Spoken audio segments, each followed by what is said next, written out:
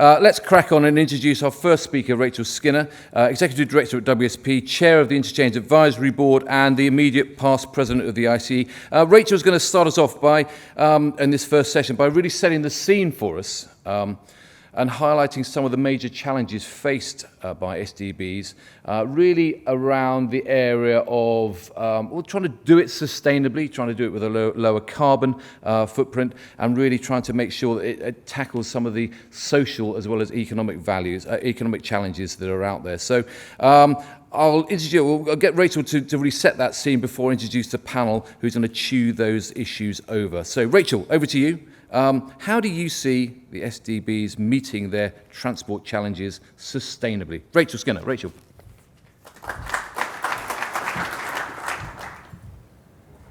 My goodness me, it's bright in real life, isn't it? It's good, it's good. No, can I just echo what we just heard from Anthony and from Martin there? It's fantastic, isn't it? Look, all these people, we all quite like each other really, don't we? It's good. So I've got roughly 10 minutes to set the scene and to kind of set the challenge and so on today for the first of our panel discussions. I kind of wanted to flip the question around really, because it feels quite negative in a way to start from the challenge side of things. So I actually want to ask ourselves a different question, which is, what does really good really need to look like for this kind of shared world of transport and planning and infrastructure that we all inhabit across the country from the SCB points of view as we continue on our march through the 2020s. So those of you who heard me speak last year in my ICE role will know that I spent the whole year just talking about climate action for civil engineering as a whole, so including, of course, transport within that, but beyond that as well. So I will start there, but then, as Anthony mentioned, I kind of want to broaden it out a little bit in terms of thinking about the wider sustainability challenge and some of the real issues that I think actually, in a very common sense way, overlay some of that and make it really, really difficult for us to get across some of these things right now. So in terms of the climate piece, first of all, I think that when you kind of strip away all of the detail and the analysis and all the stuff that is quite rightly being done, I think we're left with two really, really big questions right now. And the first one is, are we genuinely behaving as if there is actually a climate emergency right now? Genuinely, and that's a question for every single one of us. And the second one is, do we all really know what we're talking about? And are we sure that we're actually all speaking the same language when it comes to that climate crisis? Now, those are two really, really big questions. I just want to kind of dig into both of them very, very briefly. So on the first one, are we really behaving like there's actually a crisis, like something that's urgent, that actually needs to be dealt with like right now, not tomorrow? I think, and apologies to those of you who've heard me say this quite a lot of times before, I think that this is fairly sort of binary, really. We either have to say, yes, there is a crisis, or we have to admit that we think there isn't. This isn't something we can kind of, have a lukewarm response to, because you can't have a lukewarm response to an emergency or a crisis. It doesn't make any sense. So either we are diverting the right amount of resource and effort and brain cells, frankly, in this broad strategic transport space to sorting this out, or we're not.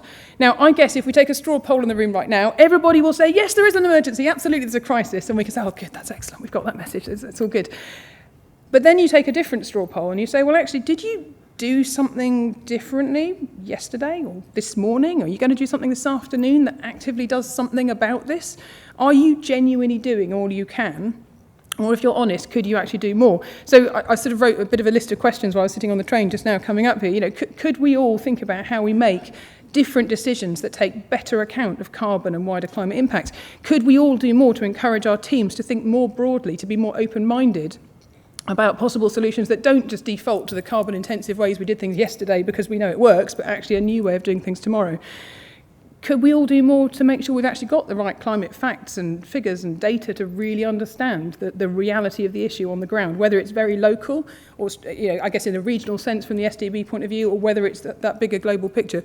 And more specifically, could we actually plan and design for lower carbon outcomes? Could we do more in terms of the users of our networks, the way our systems operate, the way our assets are created, the way they're looked after?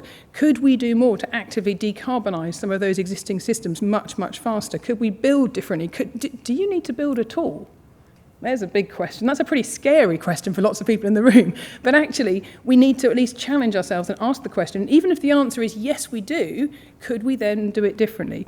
And also, if we have a plan, if we have this strategic plan in terms of the way we want to put together planning and transport infrastructure and so on within each of these SDBs, are we actually following it? Or have we written it and then we're sort of putting it on the shelf saying, hooray, we've got a plan, and then hoping that in a few years' time we'll look at it and magically something will have changed? And it is really hard, because actually if it was easy, we would have obviously already kind of got into it. And if we could have addressed the climate crisis easily, then it would clearly no longer be the sort of urgent emergency that it really is.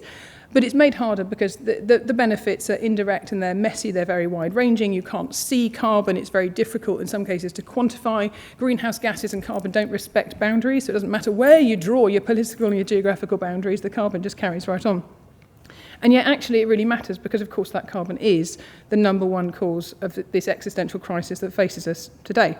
Now, I guess ignoring it because it's hard, or putting the issue off to make a fresh start tomorrow, or when we've got clear minds and we've had a good night's sleep or whatever, it strikes me that that's very tempting and it's perhaps human nature, but actually it's really not a very smart option. We all kind of know that, don't we? Because actually the risk and the cost just continues to grow, and really the best time to have taken some of these actions is already, yesterday. But failing that, the best time to do it clearly is right now, because actually the cost of inaction, the risks associated with inaction are going to be far, far greater than getting on and actually getting to grips with some of it right now. So coming around to the second sort of big question in that climate space, do we actually all know what we're talking about? Because that's kind of a spin-off from what I've just been speaking about there. Are we sure we're all talking the same language when it comes to climate and carbon? This is another really, really difficult area, because I think we've got a language issue. I think we've got a translation issue and a communication issue going on. We are absolutely not all comparing apples and apples when it comes to carbon impacts. And putting aside the carbon piece and thinking about wider greenhouse gases and carbon dioxide equivalents and that kind of thing, it gets even more complicated. Do we all really know what a good apple looks like in this carbon and climate action space? I'm not sure we do. Do we sort of take it for granted that if somebody else is talking knowledgeably about it, we sort of nod along and assume we know that they know what they're talking about, and then we start to echo their language without really understanding quite what they were talking about?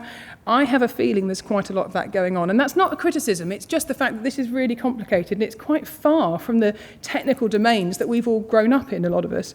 So words like net zero, I'll come back to that one in just a minute. Carbon neutral, it's not the same as net zero, but how many people understand that it's not the same? Decarbonisation, a word that's on the DFT's, Transport Decarbonisation Plan and so on. That process by which we actually take carbon out of our systems. Carbon offset, carbon inset, climate mitigation, climate adaptation, climate resilience, all these different words. They're all valid in this space, but they are not interchangeable at all. And I think at the moment, and I saw examples of this literally just yesterday in a really quite, a great technical meeting that I was involved with. People are using these words interchangeably, and they don't realise the danger of misunderstanding what we're actually all talking about. And it's really difficult because, of course, some of these definitions keep on shifting, and net zero is probably the biggest case in point there. I think I saw something last week which suggested there's more than 80 different definitions out there right now, published at various different times by various different bodies and various different authoritative figures. 80 different definitions of what net zero actually might be. That doesn't exactly make it easy for us to get to grips with it, but I would kind of suggest that really there's only two of those that really kind of matter for right now.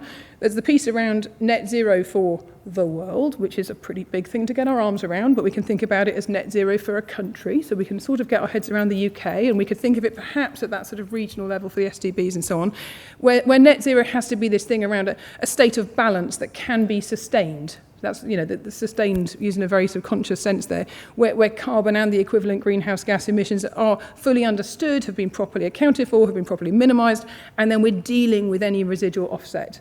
That is one way of thinking about net zero.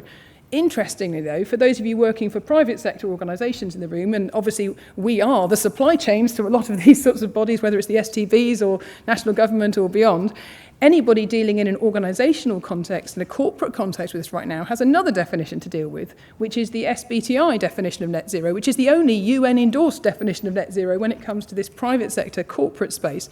And then actually you're dealing with something completely different. It's all still to do with that state of overall balance and so on, but actually the basic premise within what they're saying is, look, yes, you're aiming for this state of balance where you understand your carbon emissions impacts and you've offset any residual impact you have. But before they're going to accredit anybody as being net zero at all, anywhere in the world, typically speaking, you're going to have to bring your emissions down by 90% from the current position before you can genuinely say that you have actually played your part in helping the wider world, the wider geographies and all the rest of it to get to that position of net zero. 90%. That's pretty scary. So anybody that's out there saying, oh, we've already done it, it was easy, did it in 6 months, thought about it last week, it's all sorted. I'm really sorry, but actually, no, we haven't. And we simply haven't got to grips with it. So I think there's a huge language and communication challenge there. And it's just as technical and just as demanding of our respect as a group of professionals as an awful lot of other things that we obviously have to get across as well. And then you kind of explode it back out another layer of the onion, if you like, because then you get to even bigger concepts around the bigger picture of sustainability, properly defined. And again, we have the same issues around language and definitions and so on. So sustainability, we all, I think, have a responsibility to remember it's not just about the environment. It's not all about climate action. Anybody using sustainability as a shorthand for meaning anything to do with carbon, anything to do with climate, anything just to do with the environment is sort of missing the point, I'm afraid, in the grand scheme of things. So sustainability is meant to be properly defined the full range of social and environmental and economic topics that will help us to live within our planetary boundaries. So you're back to that big picture definition again. So in other words, to live within our means. And in the context of the STBs, I think this is really interesting because it's where the social piece comes in, where the social dimension comes in, which is written through a lot of the strategy and the policy making at a more local level that sits underneath a lot of the STB setups. And we know it's there, all the talk about inequalities and the need for better equity and fairness and social justice and all these sorts of words. We know that we've got to get across this, and we all nod along again when we say, oh yeah, we're taking full account of that, we've got it all written down, it's all in there. We know that transport connectivity is absolutely the enabler of all of this kind of stuff. But in some ways it's the same thing again. Because it's been 10 years since it became law in the UK through the Social Value Act that we had to consider this kind of thing. It's been 271 years terrifyingly, I discovered the other day, since the first recognisable definition of sustainability was actually first written down. 1751. 1751. Really quite interesting parallels with the Industrial Revolution there, actually. So in a German forestry context, don't take more from the forest than it can grow in a year, was basically the premise that they were working with there. So actually, they're really, you can see the beginnings of that sort of balancing point, that thinking around the bigger issues inside of things, even in there. But it's been 30 years since the UN agreed in the 1992 Rio conference on that definition of sustainability in terms of being able not just to meet the needs of the current generation, but also to do that without compromising the needs of the next generation. It's been 35 years since that definition was first proposed, which was 1987. On the Brundtland Conference. It's been 7 years since the Sustainable Development Goals were formalised as a set of 17 goals. They're meant to be finished by 2030. And that, again, it's across social, environmental and economic. So we're kind of halfway through that plan. I'm not aware we've ticked any of them off yet. And I'm not aware that we're halfway through. I think we've got a monstrous task in front of us. And the transport piece there is just so challenging and yet also at the same time really inspirational. So we've got all the same problems. We've got problems of definitions, we've got problems of language, we've got problems of ownership and accountability and responsibility and all those different things. We can see and we can understand the links between all these different things. But the challenge, I think, in front of us is how we link that all together in a way that just makes more common sense and is easier to get out there and to track and to really see in terms of the progress that we get along. So I think there has to be massive potential to kind of lift our eyes on all of this stuff and to recognise that while we are dealing with the next 30 years of a definitely worsening climate, at least, and probably longer than that if we don't get on with the net zero side of things, as we do that, we've got to remember the opportunity to bring in that social and economic piece as well so that we can actually get across as much of that big sustainability picture as we possibly can. So I feel like I've spent a few minutes there painting a pretty bleak picture despite my efforts to kind of get away from the challenge and onto the opportunity side of things. But of course they are flip sides of the same coin. And I think for me where this gets really exciting is that as the professionals in the transport and the planning and the infrastructure spaces and so on, we have the opportunity right now, if we choose to take it, to actually mark a step change right now and say we are going to do this differently. We're going to make better decisions. We're going to make good decisions because we're going to be confident that they will come good in the fullness of time, and we will be able to look back towards the end of our careers and towards the next generation's careers and so on, and say, actually, that was the moment when we started to really do things differently. And I think we have to believe we can do it. We have to be confident it really will make a difference. And I think there's no reason to think it wouldn't make a difference. It's simply the fact that at the moment we haven't quite been brave enough to make that little jump forward. And to me, this is the key, because this is what will make us relevant, it's what will make us visible, it's what will make us interesting. We have a career set, which is where the theory meets the practice. If we get that right, we will attract exactly the right kind of people towards us to be able to help us with these challenges going forward. And that, for me, is really, really inspirational and exciting. So anyway, that's enough from me for now. Hopefully I've sort of teed up some useful provocation there, some thoughts to take us into the panel discussion. But in leaving you with, I guess, just one thought around what really good really could look like, I think it is that piece around definitions and language and words, and just making sure that we're each being honest with ourselves about, do we really know what we're talking about? Have we really understood the concepts? And are we really doing everything we can right now to make that difference? Thank you.